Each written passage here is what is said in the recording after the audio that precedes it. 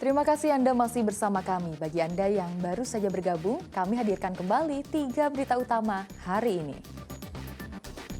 Puluhan hektar lahan padi di Klaten terancam gagal panen karena serangan hama tikus.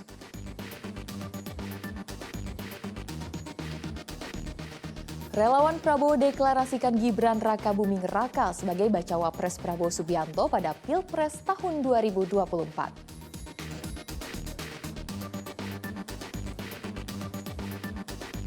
Kondisi Cynthia Rizky Azalia berangsur membaik setelah menjalani terapi di rumah sakit akibat gizi buruk.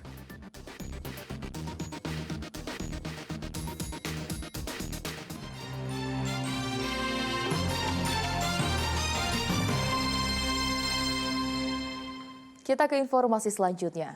Relawan Prabowo Subianto mendeklarasikan dukungan kepada Wali Kota Solo Gibran Rakabuming Raka untuk mendampingi Prabowo sebagai cawapres pada Pilpres mendatang. Gibran dinilai para relawan bisa memenangkan Prabowo pada Pilpres nanti.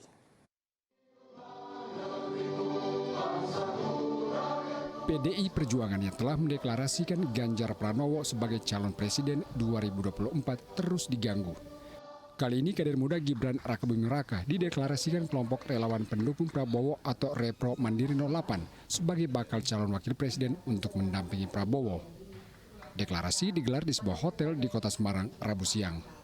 Relawan menilai sosok Gibran merepresentasikan generasi muda sehingga bisa menggait suara dari generasi milenial dan generasi Z pada Pilpres bulan Februari 2024 mendatang. Para relawan berharap uji materi batas usia cawapres yang digugat Partai Solidaritas Indonesia dapat dikabulkan Mahkamah Konstitusi. Ini selaku relawan Repro Mandiri 08 berkeyakinan bahwa Mas Gibran menjadi pilihan terbaik untuk calon wakil presidennya Bapak Prabowo Subianto. Mengingat dari data yang ada, kondisi yang ada dan peta yang ada, mengenai apakah itu akan disetujui oleh parpol koalisi, kami akan serahkan sepenuhnya kepada yang bersangkutan, Bapak Ketua Umum Parpol. Jadi kami mengusung, mendorong, mendoakan biar Mas Gibran bisa menjadi calon wakil presidennya Pak Prabowo Subianto. Alasannya Pak? Potensinya. Alasannya sesuai dengan apa yang kami paparkan tadi Pak, bahwa Mas Gibran itu menjadi suatu kebutuhan Pak. Bahwa untuk memenangkan pemilihan presiden 2024, peran, fungsi, dan kapasitas Mas Gibran menjadi hal yang sangat signifikan. Kita mencermati hal tersebut, jadi ya kalau memang kemudian di MK-nya kemudian disetujui untuk ada calon wakil presiden di bawah 40 tahun, ya mungkin saja bisa kemungkinan Mas Gibran yang maju. Godaan untuk menjadikan Gibran sebagai cawapres bukan hanya datang dari luar. Ketua DPP PDI Perjuangan Puan Maharani membuka peluang Gibran untuk mendampingi Ganjar Pranowo pada Pilpres mendatang. Pesona putra sulung Presiden Jokowi itu menyihir banyak politisi. Sejumlah ketua umum partai politik termasuk Prabowo Subianto beberapa kali menemui Gibran di Solo.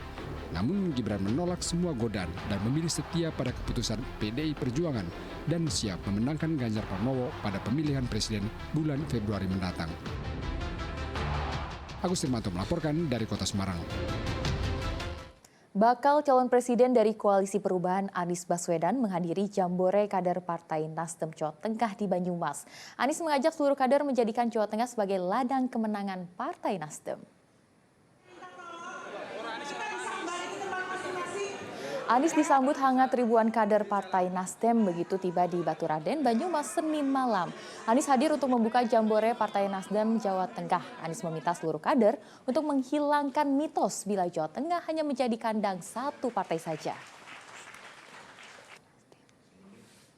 Ingin kesehatan tetap sulit, ya nggak usah ada perubahan, jalankan. Tapi kalau ingin kesehatan menjadi lebih mudah, lakukan perubahan. Jadi perubahan yang digagas di sini adalah perubahan yang menyangkut hajat hidup keluarga, masyarakat.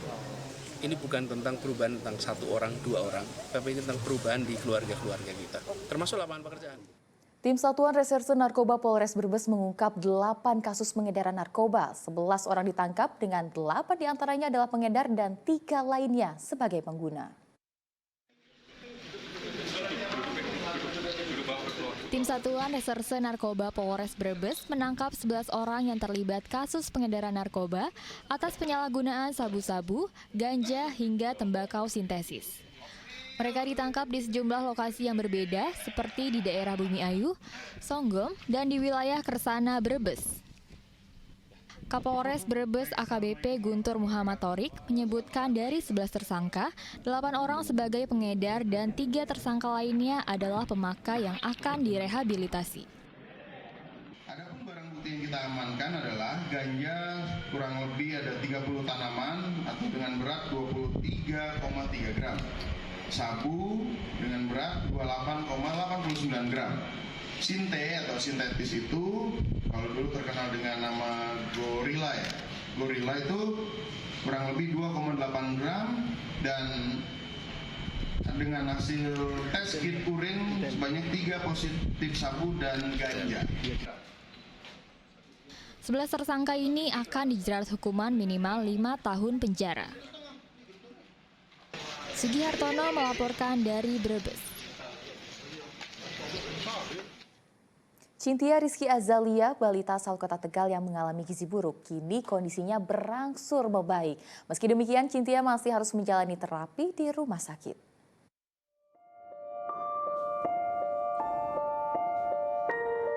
Meski masih terbaring di atas tempat tidur, Cynthia Rizky Azalia, anak kedua dari pasangan Iswandi dan Lina yang mengalami gizi buruk, kondisinya saat ini semakin membaik.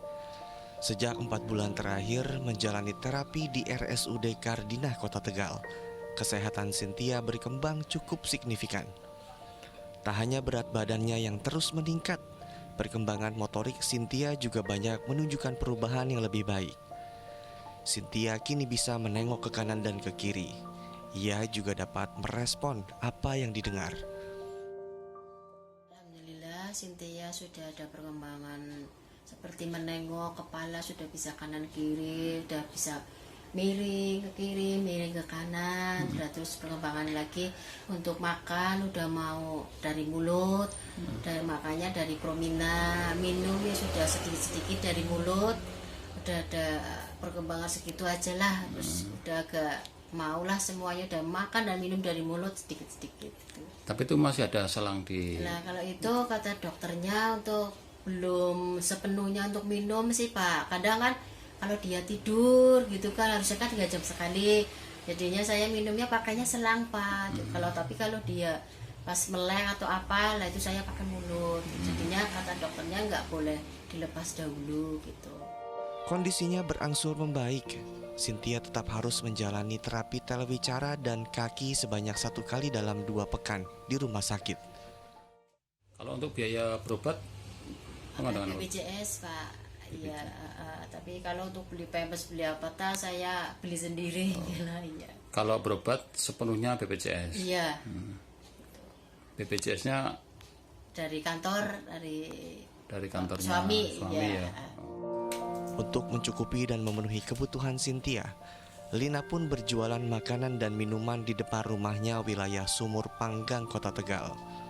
Modal yang digunakan untuk berjualan didapat dari bantuan Kementerian Sosial.